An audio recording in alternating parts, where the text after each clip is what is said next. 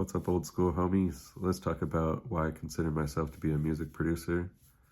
It's not actually a compliment, I think it's an insult.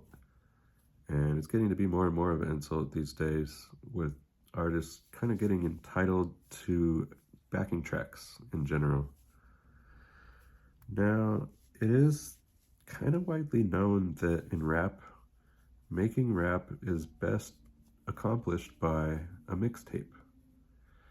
It's not totally true, but for the most part it is, because rappers need a backing track. Generally, rappers don't play instruments. I hate to break it to you guys, but they don't. They mostly just rap. And when you bring a rapper into the studio and you're like, show them instruments, they don't know anything about that.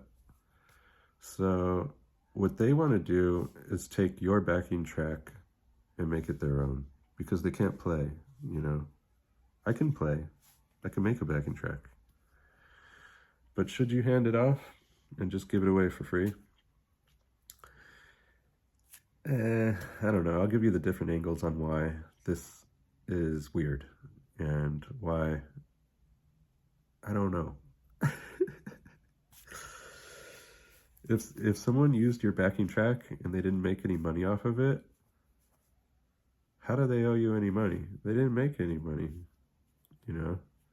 So if they used your backing track and they didn't become more popular, believe it or not, you kind of became more popular because they used your backing track and they showed other people where they got the backing track, and maybe other people that were more successful saw it from the other person that wasn't as successful. It's cumulative.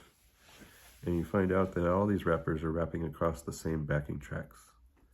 And the competition is to put out a better backing track, you know?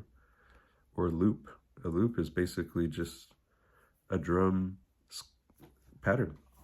That's all it is. So why am I considered a music producer? Because a drum pattern is not copyrightable on its own. Melody, harmony, vocals, these are all things that are a lot more copyrightable. When you just throw out a drum loop and you say, I want to copyright this, generally they're not copyrighted. And some people do recommend copywriting them before you put them on third-party websites. Now, on the other hand, I've seen other people say, and these are music producers, say that, why are you copywriting a whole bunch of loops that don't have a rhythm, a melody, a harmony, and a vocal? Because without that, it's not really making any money. It's weird, but I'm considered a music producer for making the loop. Another music producer will take the loop and make another production out of the smaller piece. Adding in pieces is basically what a producer is. Now, even if you just put it on the third-party website and someone else took it, you're still the producer or a co-producer. If there's another producer, now you gotta split it with that. So if you wanted to just do your own production, you could do that. I've done it. I worked for a year making an album, and I told you guys, I'm making an album. I said it for a year. Finally, the catalyst to make the album was bringing in another artist. And I brought in JR, and he played across the backing tracks. And it was a beautiful production. And it felt genius because it kind of just came together quickly in about 4 weeks. So why did it happen? It's because there's a backing track in place. If you have a backing track, it's easy to play across it because it already has chords, it already has movement, tempo, some of the different factors. So I would say if you are making your beats, you have 2 categories. You could have drum loops, which is a straight across loop, which is what I do, which can't really be copyrighted. Or you could add in a chord progression and all the other parts and throw in like a full-on backing track. It's different. A loop and a backing track are different. But a loop is used to make a backing track. Like I said, other producers will take your loop and turn it into a backing track. So you're a co-producer in that instance. With me and JR playing music together, I would consider me to be the producer because I created the backing tracks. Now, when the album was finished, JR saw what I did and did the same thing pretty much. I mean, I went on to play with his band for a year and then it broke up.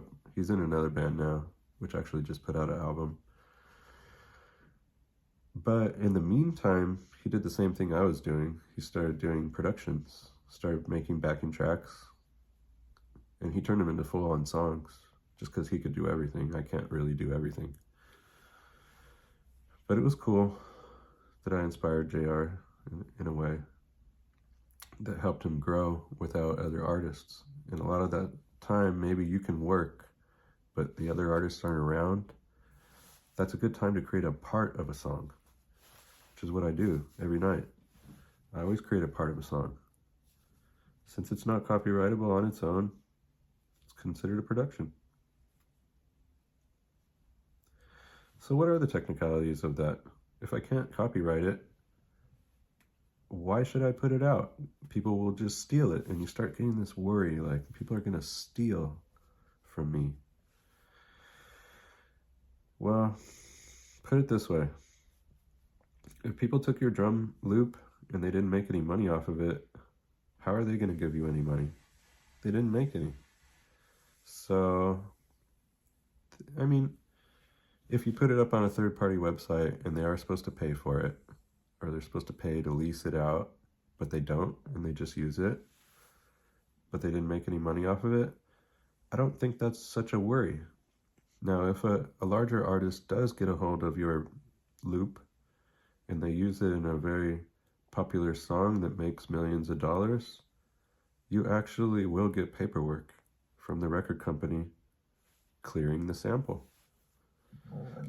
And you think, no, they're just going to steal it. Supposedly not. If you created it and you had it recorded and you could prove that it was used, they owe you the money, you know? They've used it. And it turns into a battle sometimes when people don't clear a sample and they just use it. Like I said, rappers are kind of the worst at this because their style is actually to not play an instrument. And usually the first level of not playing an instrument is sampling things. So what they actually did over time was create an art out of sampling smaller and smaller pieces, or pieces played backwards, or all kinds of shit, man. And it sounds cool. A lot of it is stolen from, well, not stolen, but I mean used from the old funk days when people actually knew how to play instruments really well.